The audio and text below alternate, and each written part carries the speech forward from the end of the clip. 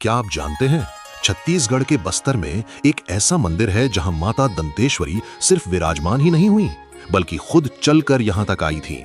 और यही स्थान 52 पवित्र शक्तिपीठों में से एक माना जाता है।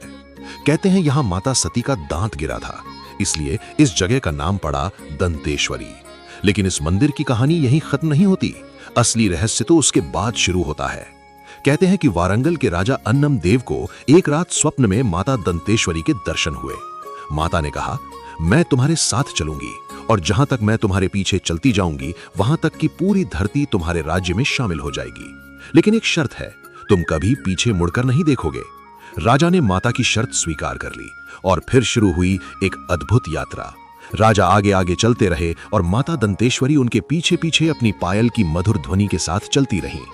घने जंगल, पहाड़ और लंबी दूरी पार करते हुए वे छत्तीसगढ़ की शंखनी और डंकनी नदियों के संगम तक पहुंच गए। लेकिन तभी अचानक रेत में माता का पैर फंस गया और उनकी पायल की आवाज बंद हो गई। जब राजा को पायल की आवाज सुनाई देना बंद हुई तो उन्हें लगा कि शायद माता उन्हें छोड़कर चली गई हैं। घबराकर राजा अन्नम देव ने पीछे मुड़कर देख लिया और बस उसी क्षण माता दंतेश्वरी वहीं स्थिर हो गई।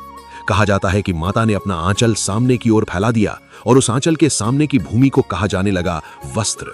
समय के साथ यही शब्द बदलकर बन गया बस्तर। बाद में उसी पवित्र स्थान पर राजा अन्नम देव ने माता दंतेश्वरी का भव्य मंदिर बनवाया।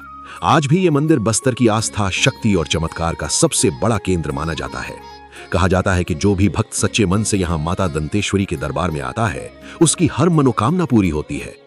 और शायद यही कारण है कि सदियों बाद भी बस्तर की धरती पर माता दंतेश्वरी की शक्ति आज भी उतनी ही जागृत मानी जाती है।